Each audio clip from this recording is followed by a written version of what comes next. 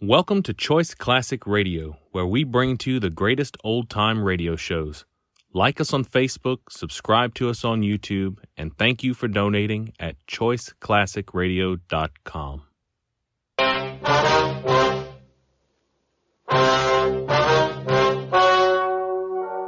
Ladies and gentlemen, the story you are about to hear is true.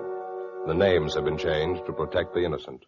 Fatima Cigarettes, king size, extra mild and soothing, brings you Dragnet on both radio and television.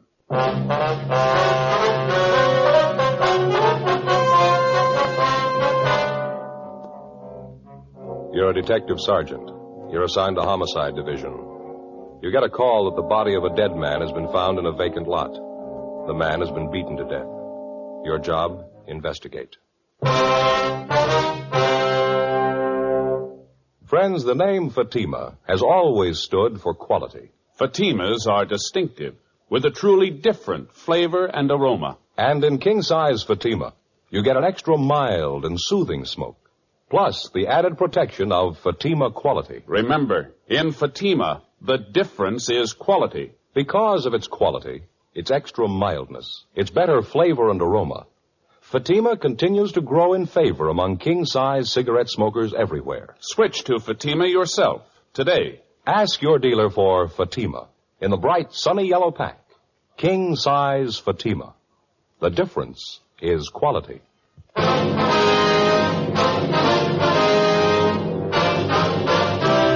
Dragnet, the documented drama of an actual crime. For the next 30 minutes, in cooperation with the Los Angeles Police Department, you will travel step by step on the side of the law through an actual case transcribed from official police files. From beginning to end, from crime to punishment, Dragnet is the story of your police force in action. It was Wednesday, February 6th. It was cold in Los Angeles. We were working the day watch out of Homicide Division. My partner's Frank Smith. The boss is Captain Warman. My name's Friday. It was 10:14 a.m. when I got to room 42. Homicide. Frank? In here, Joe. Right. Hi. Morning, Skipper. Joe, Smith says you ran into a bad one out there in Fountain. Yeah, we did. Must have been quite a fight out there. The victim's clothes were pretty well torn up. The ground around the body was all trampled, so wonder we could tell that much. How do you mean? Well, the body was found by a couple of schoolgirls. The vacant lot out there near Fountain and Selma. Girls took a shortcut through the lot, and when they saw the body, they let out enough screams to get the whole neighborhood over there. Mother put in the call. By the time the radio unit got there, the neighbors had walked over the whole area. They got the people back right away, but most of the physical evidence, if there was any, had been trampled out. That helps. Any of those people see or hear anything? No, nothing. How was he killed? We found a big piece of concrete near the body, bloodstains on it. The crime lab's checking it now. Did they find anything else? No, they're still checking the scene. Lee's going to call. Crowd made such a mess out of the place. A lot of houses around there. Somebody must have heard something. Well, we talked to a young girl, lives a couple of doors down from the lot. Seemed she and her boyfriend were coming home from a show. Said about 9:45, 10 o'clock, they noticed a car parked in front of the lot. Yeah. The girl said they noticed it right away. Afraid it might be some guys out to cause trouble. She told us that when she and her boyfriend walked by, they heard loud talking, men arguing. Mm-hmm. She able to describe the car? He just said it was a dark sedan, late model, 51 or 52. We checked the boyfriend. He told about the same story. He said he thought the car was a dark blue Ford. Yeah.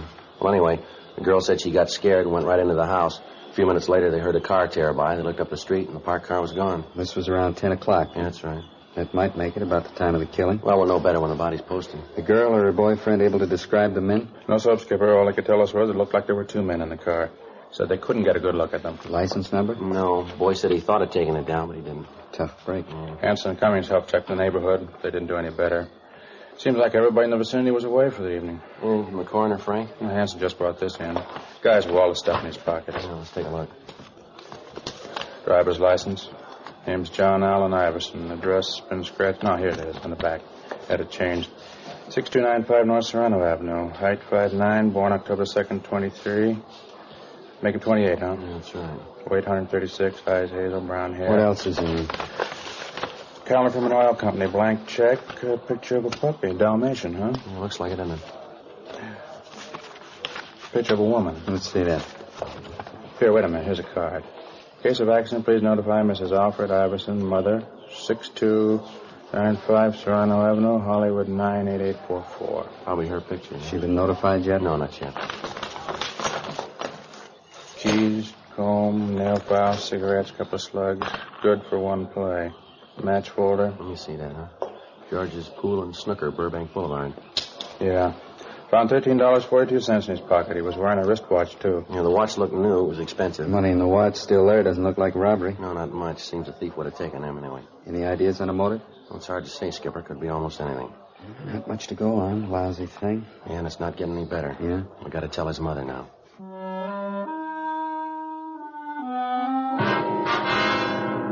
10:50 a.m. We called Lee Jones to see if he'd been able to come up with any new information.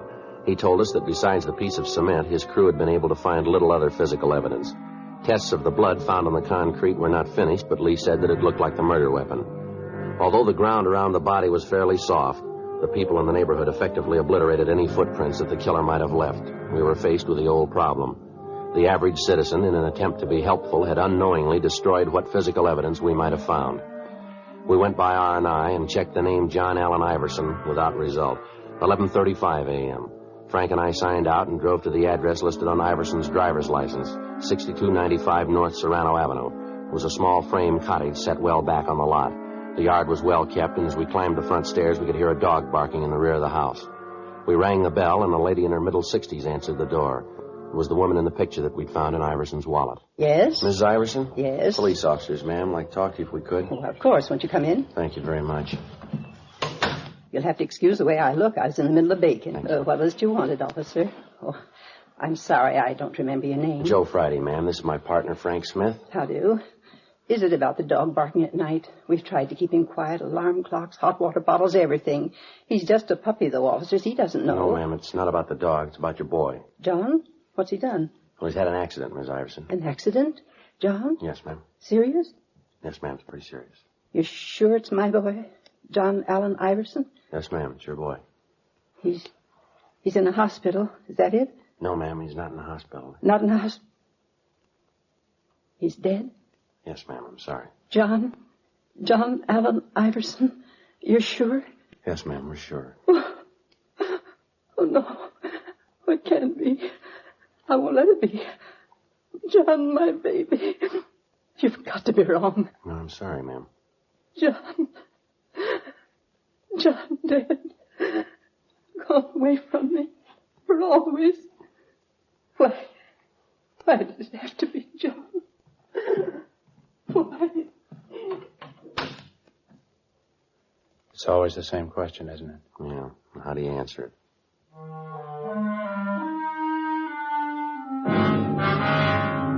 Frank put in a call to Mrs. Iverson's doctor. 5 minutes later, he arrived and gave her a sedative. We asked if we could talk to her, and he told us that it'd be all right if we kept the questioning brief. He explained that Mr. Iverson, John's father, had died 2 years before, and that his passing had hit Mrs. Iverson pretty hard. He said that it'd be a few minutes before the sedative took full effect and that we might talk to the woman until then. Frank and I walked into the bedroom. I hope you'll forgive me for crying. Yes, ma'am, we understand, Miss Iverson. There are a few questions we'd like to ask you. How did it happen? Auto accident? No, ma'am, he was murdered. Murdered? Why? Who did it? Have you caught him yet? No, not yet, ma'am. That's why we need your help. Anything I can do? Anything at all? John murdered. Doesn't seem possible. So hard to believe. Yes, ma'am. Was there anyone you might know of who didn't like your son? Someone who might have hated him enough to do this? No one. No one at all. John had a lot of friends. Wasn't anybody who didn't like him. Bright and cheery, always smiling. I'm sorry. Please, I want to help. Get this over with. Go ahead with the questions. Perfectly all right, ma'am. You like my handkerchief? Oh, thank you. Now, what was it you were asking? Could you tell us where your son worked? Airplane factory out in the valley. He was an inspector. Just got a promotion and a raise. He was so proud. First rung of the ladder, he said, on his way up. Mm-hmm. What factory did he work at, ma'am? Webster's. They make parts. John worked the morning shift, midnight to 7 in the morning. Said there was a better chance for advancement on the morning shift. How about girls, ma'am? Anyone special your son saw quite a bit of? Oh, just Alice. Alice Johnson. Saw her quite a bit. He was going to see her last night. Had a date for 6:30. When did he leave the house, do you recall? Oh, 6:15 or so. Alice just lives a few doors down the street. John was going to take her to a championship match over in Burbank. Ma'am?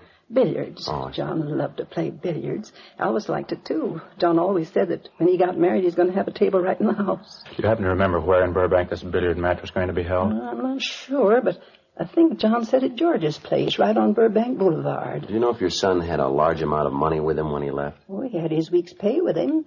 He just cashed his check this afternoon, and then he gave me the $30 for the house. He had the rest of it. About how much would that be? Oh, maybe $40, $45.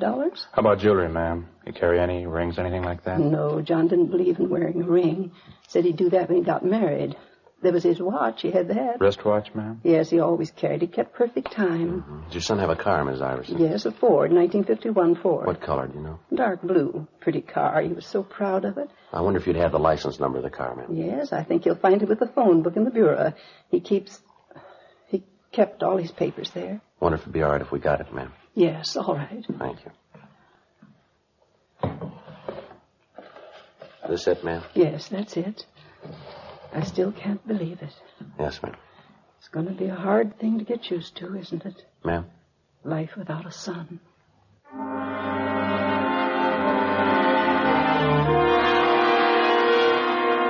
12:40 p.m. Frank and I drove back to the office and checked the license number we'd gotten through DMV. The car was registered to a John Allen Iverson, 6295 North Serrano Avenue. Legal owner, Bank of America. A local and an all-points bulletin were gotten out on the car, all occupants to be held for investigation. In the event the car was found abandoned, a stakeout was to be placed on it and homicide was to be notified. We checked the name Alice Johnstone through R&I, but there was no record on her. 1:50 p.m. Frank and I drove out to her place of employment, an unpainted furniture factory on Ventura Boulevard. We questioned the girl for a good hour, and she explained that John Iverson was usually on time for his dates with her, but the previous night he'd called to say that he'd be a little late. He called several more times and finally said that he was afraid they'd better cancel the date and that he'd call for her in the morning. She told us that she could think of no reason for anyone to be jealous of her spending so much time with Iverson, that he was the only date that she'd had for over a year. She gave us names and addresses of mutual friends to add to the list we already had to check out. 3:05 p.m. Frank and I went for something to eat. Is that all you're going to eat, Frank? Just that little salad? Yeah, Elizabeth's got the idea I ought to cut down on my lunches. Says I'm getting too heavy around the middle. Oh, that's too bad. Chili was good. Yeah, it looks good. Pretty spicy, was it? No, it was just right. A lot of beef. Uh-huh. Joe? Yeah? You think I'm getting too fat? No, you don't look it to me. When a man gets in his 30s, he's supposed to look a little portly, isn't he? Well, I don't know, Frank. You couldn't prove it by me. Well, I always heard so. My father was pretty heavy. That has a lot to do with it. That's so? Well, sure, it's heredity, that stuff. A lot of beef, huh? Yeah, now look, Frank, why don't you have a bowl of the chili? It doesn't look like it's got too many calories in it. No, it doesn't, does it? Miss? Oh, miss, could I have a bowl of that chili? Some of that coconut cream pie, too. Thanks. Yeah, right away. What do you figure, Joe, about the Iverson? No, I can't figure it. If we could just come up with a motive, it might be easier. Give us some place to start. Yeah. Young kid. Seemed everybody liked him. It looks that way. I've been thinking about that robbery angle.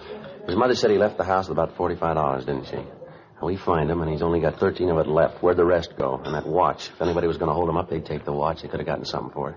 Figure revenge? Jealousy? I don't know. The girl said there wasn't any reason for that.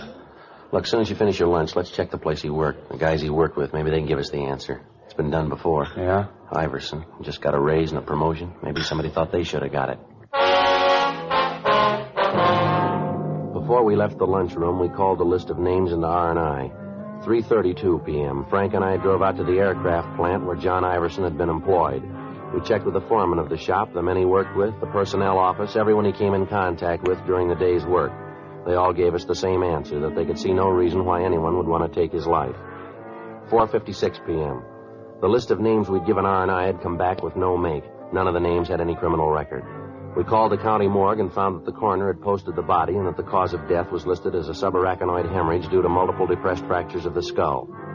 Lee Jones had finished the test and was able to tell us that the piece of concrete found at the scene was more than likely the murder weapon. 6:15 p.m. Frank and I drove over to Burbank to George's Pool and Snooker Hall. It was a big place with a lot of neon over the entrance.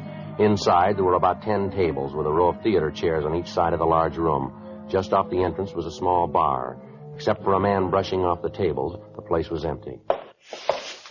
Hi, what'll it be? Pool, billiards, or snooker? You the manager here? No, I'm not. I kind of run the place, though, when he's not here. Something I can do? We're police officers. My name's Friday. This is my partner, Frank Smith. I do. I'm Sam Howard. Were you on duty here last night, Mr. Howard? Yeah, until about midnight. I leave then. Sometimes when George asks me, I stay on, but I usually shove off about midnight. Why, anything wrong? I can get George on the phone. Do you know a man by the name of Iverson, John Iverson? You ever see him around here? Iverson? There's an awful lot of guys come in here, hard to tell. What's he look like? 5'9", about 136 pounds, brown hair. Likes to play billiards, I understand. John? Yeah, I think I know who you mean. Never knew his last name before, but he comes in here quite a bit. Always plays billiards, 3 cushion. You see him last night? Well, there were an awful lot of people here last night. Had a match, pretty crowded. Well, was he in here last night? Well, yeah, came in, watched the match for a while, then he sat up at the bar, had a couple of beers. Was he drinking with anybody? Let me think. Yeah, he and another guy were talking it up. The other guy was popping for the drink. You know the other man? No, sir. Don't think I ever saw him before. About what time was that? Gee, it's hard to say. I was pretty busy. It's important, Mr. Howard. Like that, huh? Well, I'd say it was 7 o'clock, maybe 7:30. Johnny came in first. He watched the matches for a while. Then when this other guy came in, they both moved to the bar. Stayed there talking till about 9:30, 9:45. Then they walked out together. They were together all evening then? Yeah, near as I can tell. What did this other man look like? Let me think. I'd say he was maybe 36, 37, had kind of dark hair. How tall would you say he was? Well, about your height, 5'10" or 11. Had on a plaid sport jacket. I noticed that because I've been looking for one like it. You know, sort of Glen plaid, only with more color. Not exactly loud. What color was the jacket? Blue. Real rich blue. Must have cost a fellow a lot. During the conversation, did Iverson and this other man seem to get along all right? Oh, yeah. Even when the fellow lost the bet. What bet? Yeah, they had a bet on a match. The other guy lost, and he had to pay Johnny $10. Didn't have the cash, had to cash a check. You cash it here? Yeah, it was a payroll check. George doesn't like it when we cash personal checks. If they bounce, we have to stand the loss. Do you think we could locate that check, Mr. Howard? Do you happen to remember the company name on it? No, not right off. I can get it for you. Sir? Well, George wasn't feeling too well today, so he didn't get to the bank. Check's still in the safe. The check was issued from the Kimberly Insurance Company and made out to Martin G. Weber. The endorsement was made by Weber with a notation of his address under the signature. We called the office and had the name run through R&I. There was no record on him. According to the information we'd gotten from Sam Howard, the last time the victim was seen alive at 9:45 p.m., he was in the company of Martin Weber. Frank and I got in the car and drove out to the Kimberly Insurance Company. It was a large building on San Fernando Road. The employees were leaving the building when Frank and I got to the office of the general manager. We asked him about Weber, and he told us that he'd been with the firm for the past 10 years, starting as a runner on the floor and rising to the position of office manager. He told us further that in his entire 10 years of service, Weber had never been late or missed a day's work. However, on that particular morning, he hadn't shown up at all. We called our office and arranged for a stakeout on the building of the insurance company. Frank and I drove out to Weber's home, a modern apartment house in the North Hollywood area. We rang the bell, but there was no answer. We checked with the landlord, and he told us that he hadn't seen Weber the night before. In the company of the manager, we checked Weber's apartment. He was not there, and from what we could see, the bed had not been slept in. In further checking, the manager was able to give us the name and address of Weber's sister, a Mrs. Madge Wilson. We arranged for a stakeout on the apartment. 9:20 p.m. Frank and I drove over to check with his sister. Yes? Ms. Wilson? That's right. Police officers, Ms. Wilson. I'd like to talk to you. My name's Friday. This is my partner, Frank Smith. Come in. But I thought all this had been cleared up. Ma'am? Well, you hear about my brother Martin, aren't you? Well, yes, ma'am. I don't think I understand. Neither do I. It seems to me that you'd spend your time trying to find out why the man did it instead of bothering us. My husband won't like this at all. We're taxpayers. We've got rights. Just a minute, ma'am. I think maybe there's a misunderstanding Nothing of the sort. You're here to talk about Martin, aren't you? Yes, ma'am. No misunderstanding at all. He had an accident. It's up to you to take care of the man who did it. Put him in jail for a long time. I'm sorry, Mrs. Wilson. I'm not sure we know what you're talking about. Well, this is the limit. My poor husband spends practically the whole night filling out forms, and you didn't even take time to read them. I'm talking about Martin's accident. The man who ran him down last night, put him in the hospital, broke his leg. That's what I'm talking about. I've got 2 kids upstairs with bad colds, and I haven't got time to stand around and talk to you. If there's anything else you want to know, you can talk to my husband. He'll tell you. You say your brother was run down by a car last night, ma'am? Yes, last night. And he's in the hospital now? Yes. Now, look, we're only trying to conduct an investigation, ma'am. Could you tell us what time this accident happened and where? All right. It's on the report, if you'd only read it. Yes, ma'am. Martin was on his way home last night. He stepped off the curb out on Burbank Boulevard, and this car came right around the corner and hit him. Broke his leg. Sent him to the hospital. He's been there ever since. He's there now. What time did this happen, ma'am? Do you know? Sure I know. It was 9:45.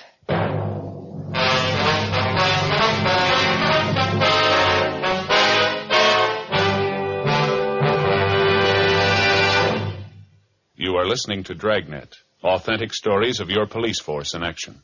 Friends, the name Fatima has always stood for quality. Fatimas are distinctive, with a truly different flavor and aroma.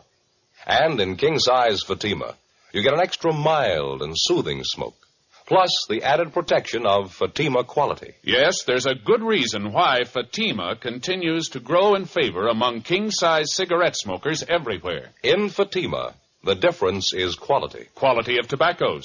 The finest Turkish and domestic varieties, extra mild and superbly blended to give you a much different, much better flavor and aroma. Quality of manufacture. Smooth, round, perfect cigarettes. Rolled in the finest paper money can buy. Quality, even to the appearance of the bright, sunny yellow pack. So next time, insist on Fatima quality. Look for the bright, sunny yellow pack. Smoke Fatima, the extra mild and soothing king-size cigarette, with the added protection of Fatima quality.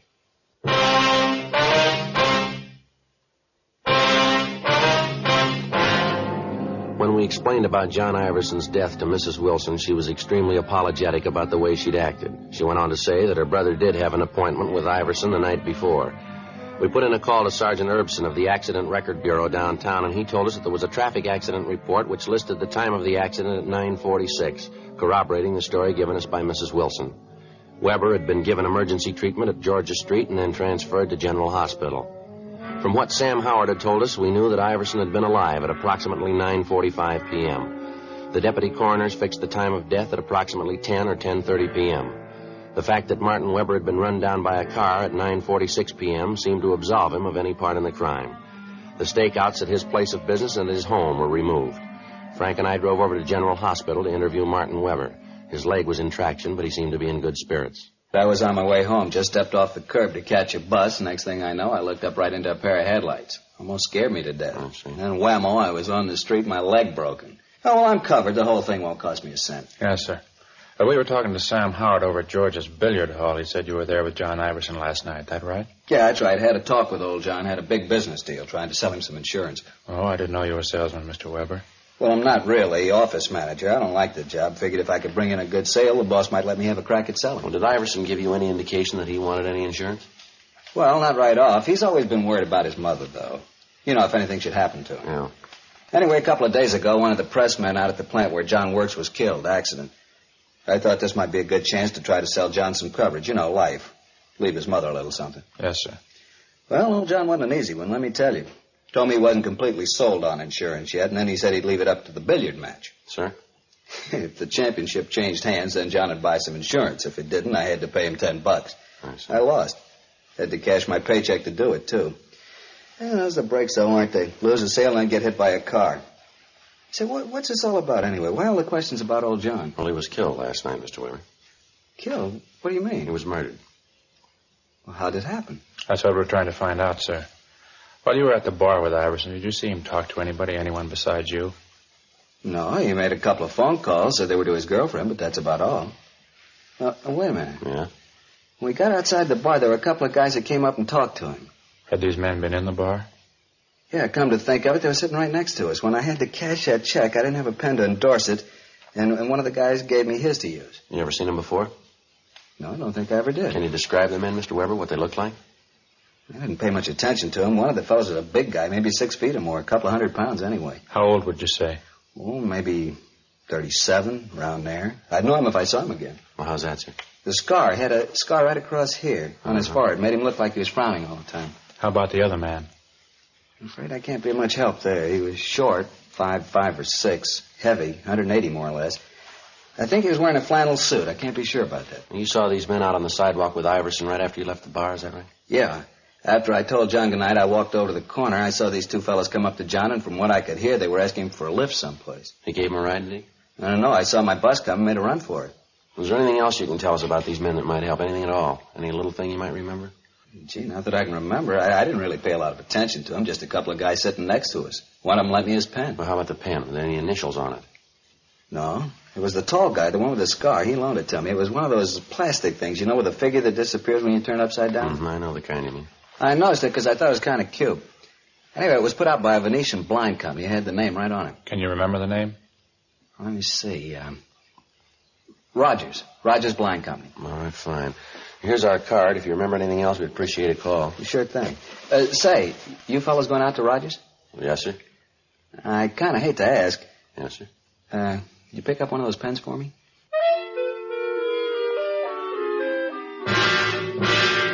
$11:35 p.m. We called the office, and they told us that Iverson's car had been found abandoned up on Wonderland Drive in Laurel Canyon. It was taken to the police garage and impounded.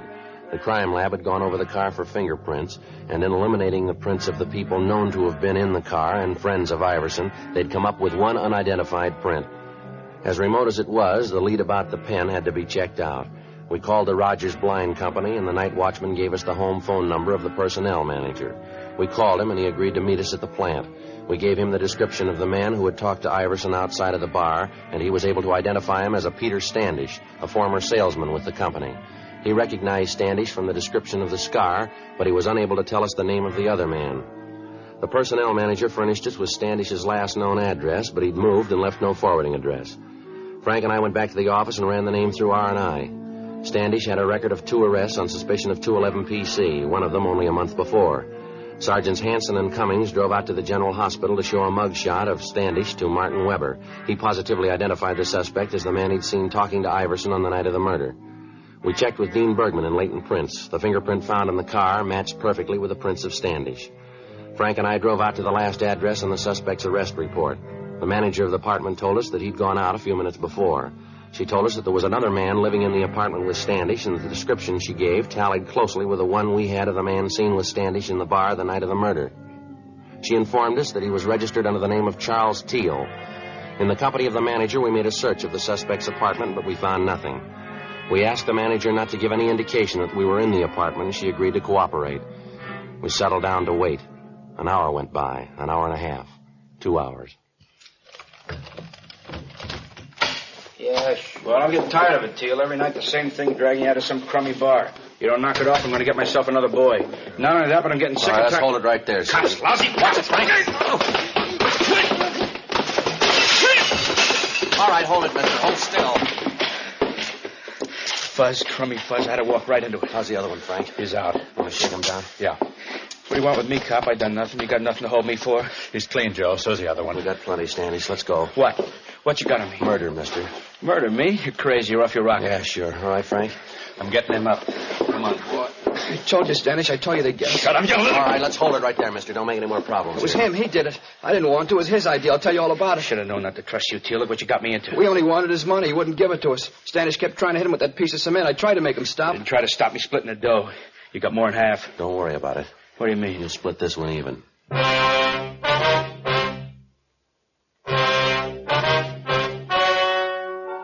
The story you have just heard was true.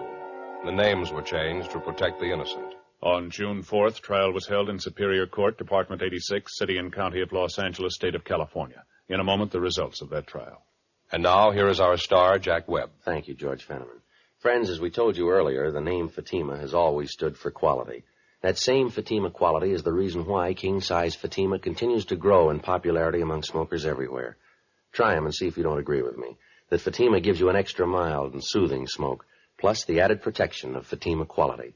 Next time you buy cigarettes, look for the bright sunny yellow pack and ask for king-size Fatima.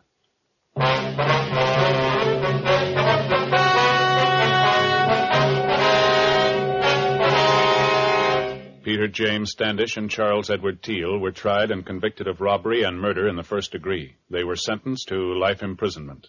They're now serving their term in the state penitentiary, San Quentin, California. You have just heard Dragnet, a series of authentic cases from official files. Technical advice comes from the Office of Chief of Police W.H. Parker, Los Angeles Police Department. Technical advisors Captain Jack Donahoe, Sergeant Marty Wynn, Sergeant Vance Brasher. Heard tonight were Ken Patterson, Gwen Delano, Jack Crucian. Script by John Robinson. Music by Walter Schumann. Hal Gibney speaking. King Size Fatima has brought you Dragnet, transcribed from Los Angeles.